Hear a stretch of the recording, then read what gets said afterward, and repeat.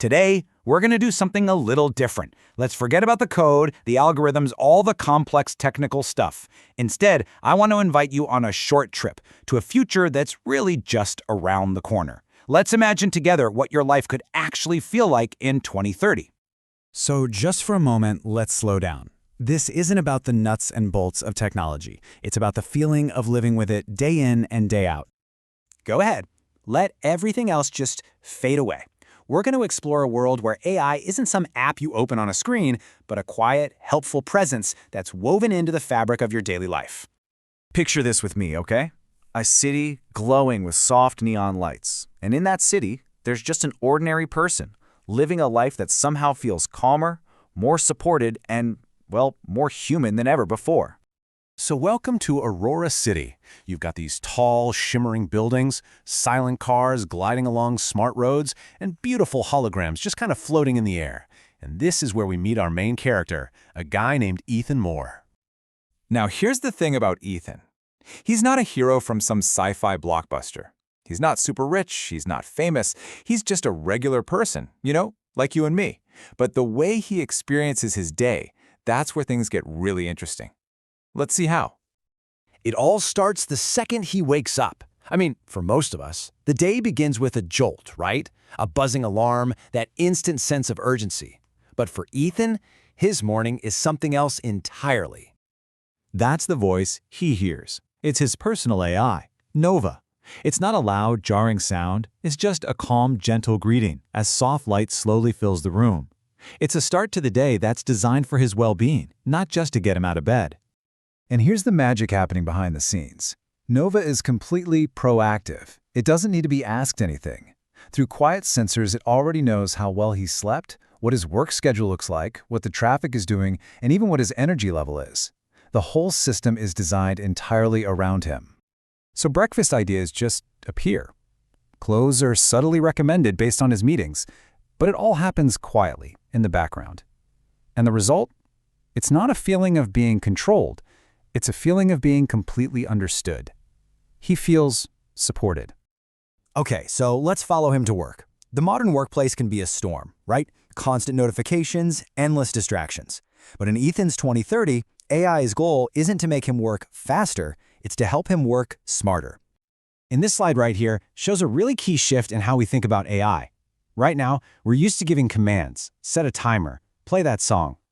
Nova works on a much deeper level. It understands his intent. See, Ethan once told it, "I want more balance in my life," and the AI remembers that core goal in everything it does. So as Ethan works, Nova is silently learning his patterns. When is he most creative? When does he start to get distracted? It learns his personal rhythms, not to control him, but to protect his time and his focus, gently guiding him back to the things that he decided are important. So has AI taken his job? No, absolutely not. It's taken the unnecessary parts of his job. The boring administrative tasks, sorting endless emails, summarizing meetings. It's like a filter for all the noise, which creates space for what we humans do best, thinking, creating, and connecting with each other. But what happens when this super complex interconnected world breaks? What's the role of AI when things really go wrong? Well, this is where our story takes a dramatic turn. Imagine this. All at once, the lights across the entire city flash a bright, alarming red. There's been a massive system glitch. The markets start to tumble. Traffic grinds to a halt. And all around Ethan, you see that very human reaction, confusion, and then panic. You could feel his heart start to race. And right in that moment of chaos, Nova's voice cuts through. It's perfectly calm, steady, reassuring. While the human world is reacting with raw emotion, the AI provides this stable anchor. It's not panicking, it's just processing. And Nova doesn't just offer calming words, it's already taking action. In a split second, it's paused his financial accounts, secured his data, rerouted him home on a clear path, and already adjusted his afternoon schedule. It provides clear, calm intelligence right in the middle of a crisis. So after the crisis fades and a sense of calm returns to the city, we get to see the deeper purpose of this kind of technology. You see, it's not just about efficiency or safety. It's about creating space for what truly matters in life. As Ethan walks through the softly glowing streets that evening, Nova doesn't push more news or information at him. Instead, it gently nudges him toward the goals he set for himself. A small, simple lesson on a topic he was curious about appears. And then, a quiet reminder to call his mom. The AI is actually helping him be more human. And this brings Ethan to the question. The big question that I think is at the heart of all our anxieties about AI. It's a question he asks quietly before he goes to sleep, reflecting on a day that was so seamlessly guided. Is he even in control anymore? And this is the answer. This is the core idea of this entire story. Nova's response is so profound, it's basically saying, my job isn't to decide what's important. That's your job as a human. My job is to manage the overwhelming complexity of modern life so that you can actually live by your values. So, what does this little story from 2030 teach us about the future that we're all building right now?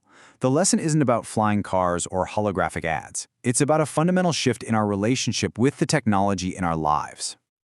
The real promise of AI isn't some world run by machines. It's a world where this kind of invisible support helps us navigate all the complexity. It'll plan quietly in the background, it'll act calmly when we can't, and it will protect our most valuable resource, our time and our attention. It won't take control from us, it will give control back to us. In the end, this future isn't about humans versus machines. It's about humans empowered by machines.